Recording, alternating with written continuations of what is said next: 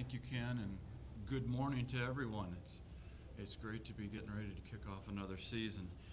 And before we get too far along in my comments, I would like to congratulate Toledo head coach Matt Campbell and his wife Erica on the birth of their son Rudy on Saturday. It wasn't just a royal baby we were watching. We had some stuff in the family, so we're pleased for them. We also have several new additions in our coaching staffs and our administrative ranks that I want to make you aware of. Chris Kingston, new AD at Bowling Green State University, Heather Like, the new Director of Athletics at Eastern Michigan University, and Sean Frazier, new AD at Northern Illinois University. And then I would also welcome 3 new head coaches, Paul Haynes at Kent State University, Rod Carey at Northern Illinois University, and PJ Fleck at Western Michigan University. And then finally, I want to say thank you to our head coaches and a number of our assistant coaches who participated yesterday in the 3rd annual Mid-American Conference Youth Football Clinic here at Ford Field. This is an event, as I said, we started 3 years ago. We started with 130 kids in the first event. We had 225 kids yesterday, and I think that's something we will just continue to grow. And our thanks to the Detroit Police Athletic League, Ford Field, and NCAA football for their assistance with that event as well. Last year continued a run of sustained success by the Mid-American Conference, by our teams and by our student athletes, and let me highlight just a few of those accomplishments. In football, 7 bowl teams. Only the SEC, Big 12, and Pac-12 had more bowl teams. A BCS bid to the Discover Orange Bowl. 4 teams ranked in the top 25. 6 teams with 8 or more wins. 5 student athletes earned academic All-America honors, and Central Michigan's Eric Fisher was the first selection in the NFL draft. In women's soccer, the MAC received an at-large bid for the first time ever, with Miami winning our automatic bid and Central Michigan picking up the at-large berth. And then every Mid-American Conference women's soccer team was recognized by the National Soccer Coaches Association for having a GPA of 3.2 or better. And for the 9th straight year, a MAC team had the highest GPA in the country for women's soccer. In men's soccer, Akron advanced to the round of 16 in the NCAA tournament and had 4 student athletes earn academic All-America honors. And additionally, Akron's senior midfielder Scott Caldwell was named the 2012 All-American Scholar Athlete of the Year, the 2nd Akron student athlete to earn that honor. In women's basketball, 3 women's basketball teams which reached the WNIT Sweet 16, and more recently, Central Michigan's Crystal Bradford played a key role in Team USA winning the gold medal at the World University Games. In wrestling, the conference was ranked the 3rd strongest in the country. 11 student athletes earned All-America honors, and an amazing 40 student athletes earned their way to the NCAA championships. In men's golf, Kent State and Ball State earned invitations to the NCAA championships. Marked the 5th time since 1983 that 2 Mid-American Conference teams have advanced to the championship. And finally, it should be noted, all of this occurred at a time that the conference's APR is at an all-time high, 980, 4th best among all FBS conferences, and only 5 points behind the conference that had the highest APR. Looking forward, there are several projects we are collectively working on.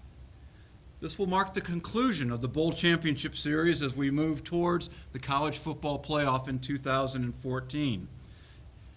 Here today, and you'll have a chance to visit with him a little later today, is Michael Kelly, who is the Chief Operating Officer with the BCS and the College Football Playoff.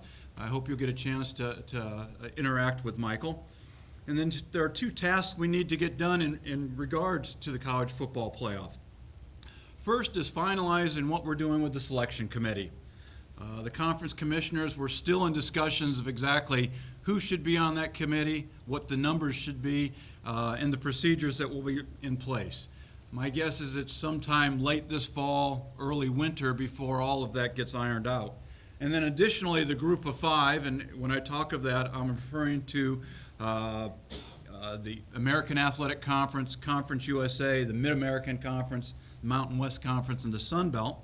We must develop the procedures and metrics to be used in selecting which of our champions will go on and compete annually in a host bowl.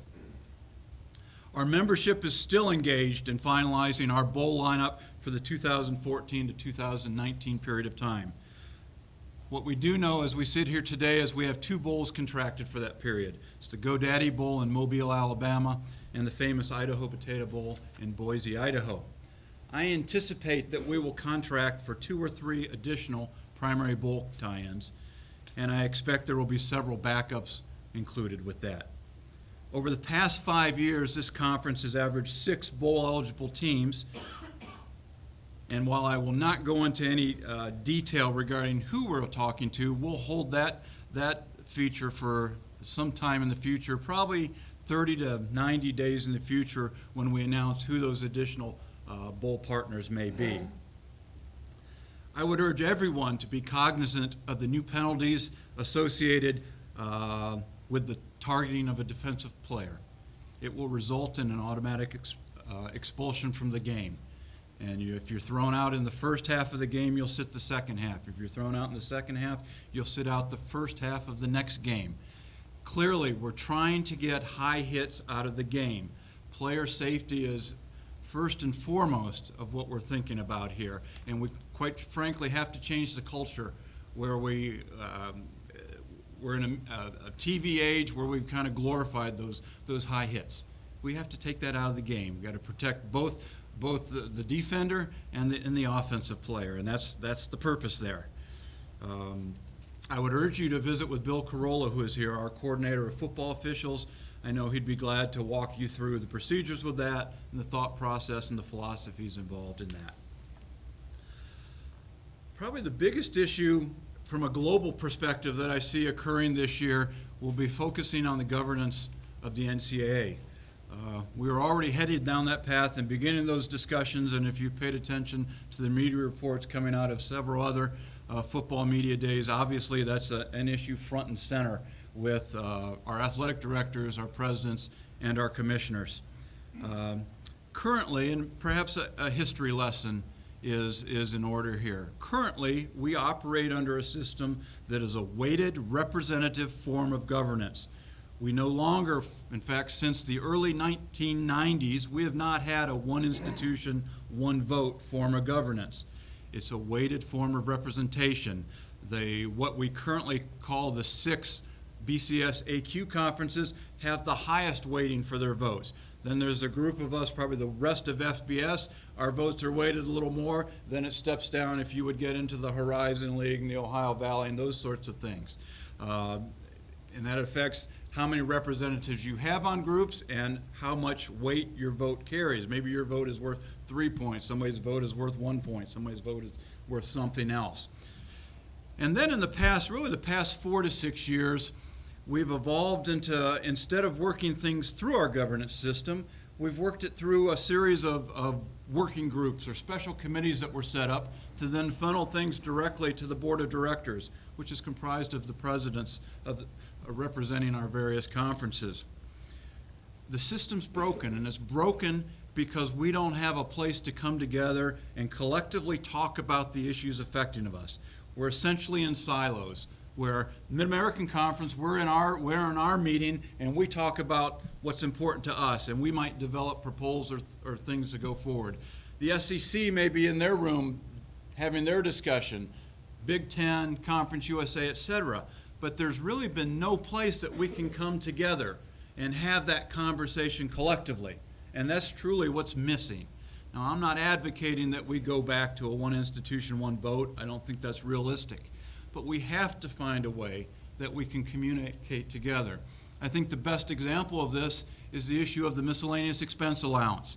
Whether it's a stipend, whether it's a need-based component to the financial aid, whatever it is, there's clearly interest in doing something that augments what the grant and aid is right now, particularly at the highest levels. And I think it's been a little unfairly pointed that the low-resource conferences or schools voted that down. The fact of the matter is the high-resource schools there were too many proposals. One group wanted a flat stipend. One group wanted need-based. Another group wanted something else. We need to come together and we need to work through that. That's a tough issue.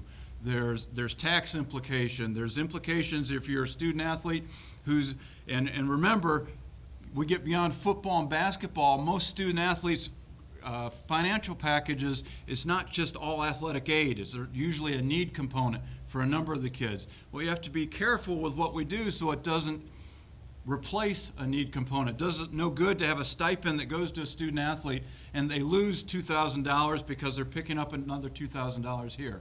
That's not the purpose. So we've got to figure out a way to come together and have that collective discussion on that issue, on a host of issues.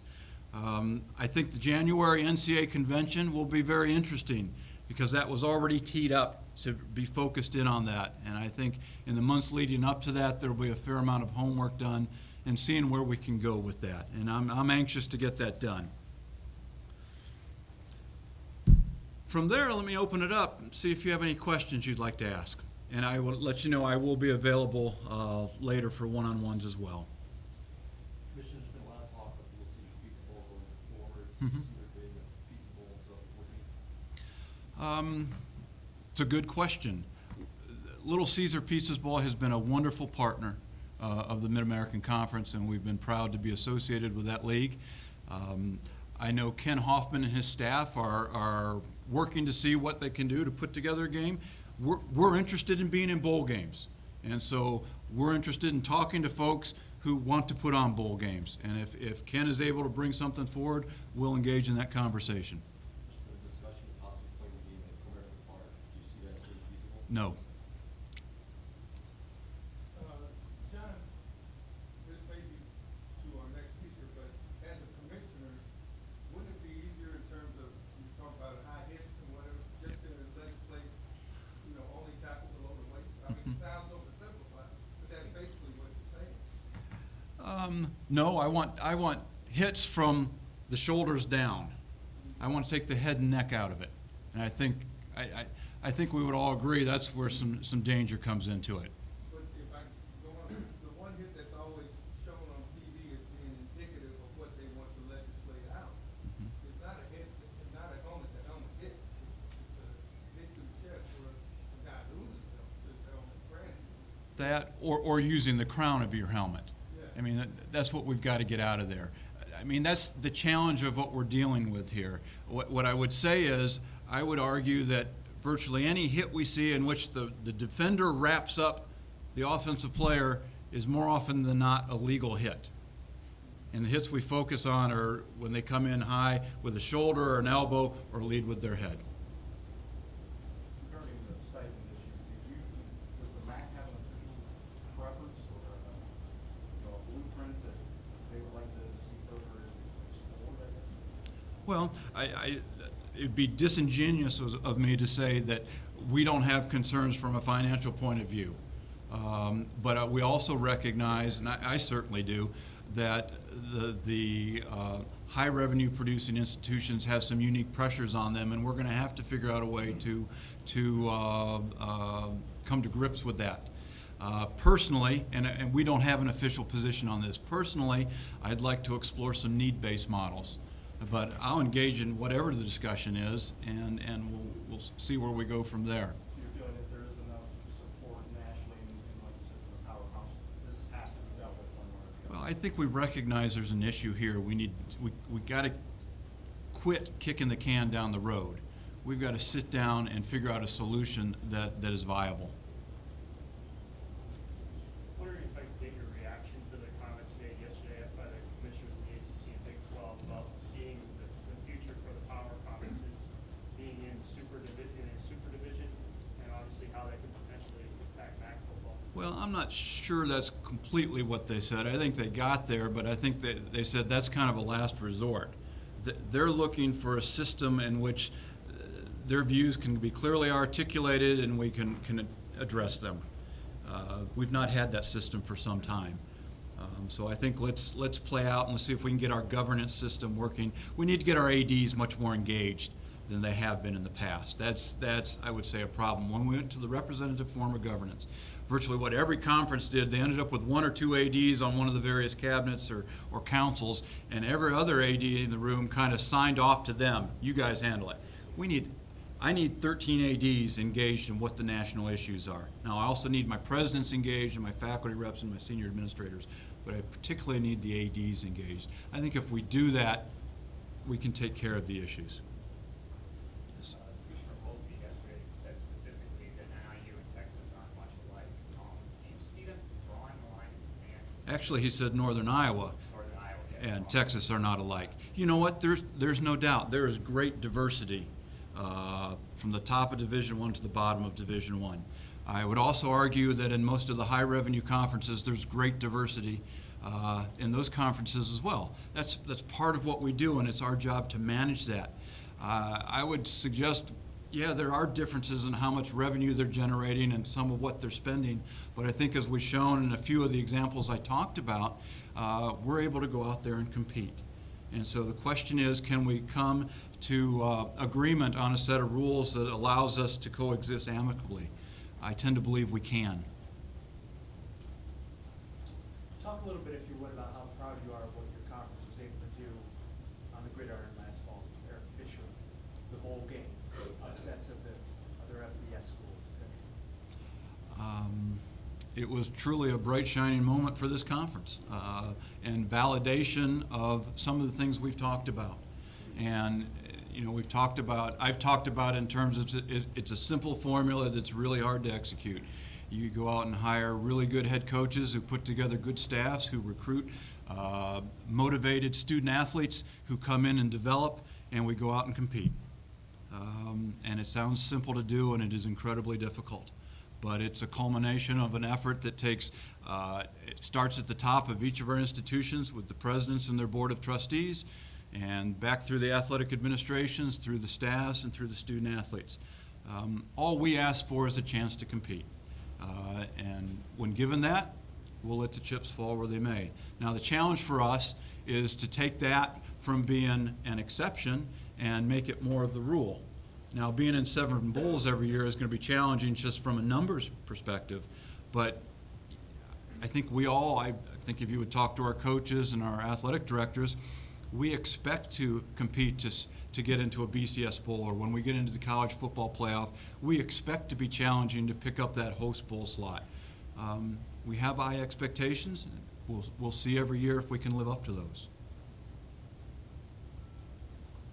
John, again, I'm sorry, are you comfortable with now 5 winning teams being able to go to postseason bowls, and even 500 teams having the opening to go to postseason bowls, let's face it, possibly to the detriment of the Mid-American Conference? Well, I think that's why we're pursuing the bowl opportunities we're pursuing. We'd like to grow our primary opportunities to address some of those issues if we could. I think I've not been shy that I'm not a huge proponent of 6 and 6 as being eligible for a bowl game, but that's where we're at. And if that's the standard, then we'll try and work within that standard. And I don't see a movement to change that, and so there we are. With the Pizza Bowl's future in doubt, has there been talk about having another bowl game in the Midwest somewhere?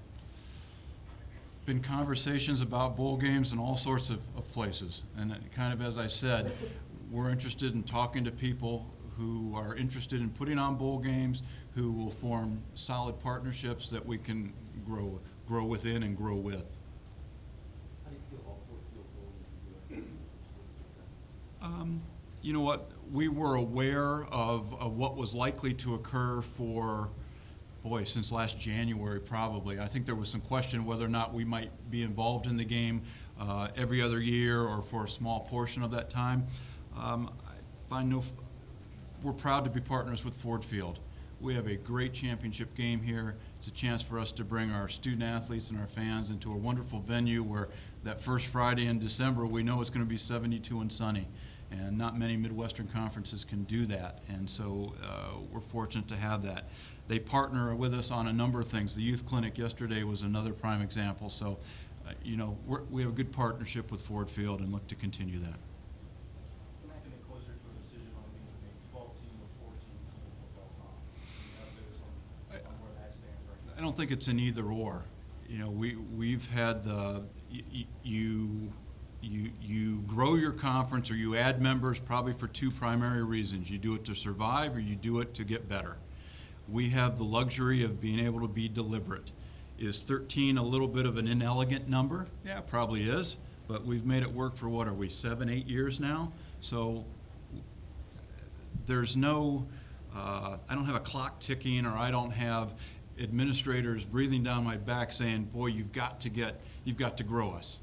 You know what, if an opportunity, we see an opportunity, or an opportunity develops that makes sense for us, and it's across, it's much broader than a football question or a basketball question, or it's, what is the institutional fit? What are the funding models? What's a whole host of things that we get into. If all those things match up, then perhaps we move forward, but You'd be content staying at 13 football members indefinitely? I like our 13. Since the whole have you been in discussions with the other schools in terms of football? I guess what I would say is I spend a little bit of time every week scanning the environment, and I know what's out there. And I probably, behind the scenes, dig into, see a school or see a program and say, boy, what makes that program tick? And try to find out, but we are where we are. Any further questions? Yes, Commissioner, if you would pull your crystal ball out for a second, what kind of view would you have of the bowl landscape starting in 2014? Of the bowl landscape? Yeah, what fewer, more payouts changing? How would you see it being similar, different? Well, for the Mid-American Conference, I expect to be at 4 or 5 permanent bowls. Again, as I said, probably a couple backups, that we're in a position that our teams that get bowl eligible, certainly the 8 and 4, the 7 and 5 teams that we can get placed, and hopefully if those opportunities are there, the 6 and 6 teams. The financial model's changing a little bit for the better. One, there's more money in the system, and so we're getting to a point where we're better able to cover the expenses of the institutions involved. The model with the bowls themselves are changing a little bit, and our bowl deals have typically been a little different. You rarely see this. In fact, we don't have a bowl deal where we turn to the school and say, yeah, you go to this bowl, we're going to give you this payout, but you're responsible for X number of tickets. Conference, we take care of that, and we facilitate it in other ways. I just think there will be a few more opportunities. I certainly believe there will be more opportunities for Mid-American Conference student athletes.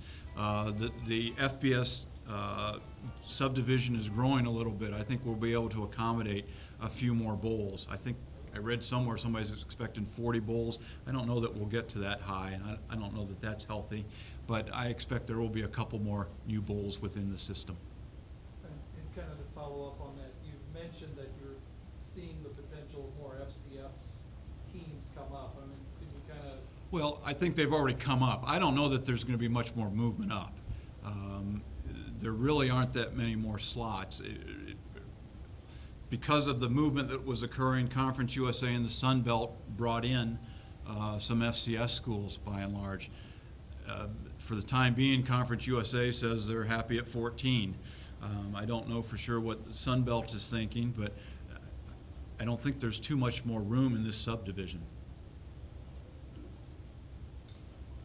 All right, thank you. A couple quick notes before we get started with our 9 o'clock schedule. Again, coaches and student athletes, we'll let you get with your athletic PR staffs to get you in your different spots.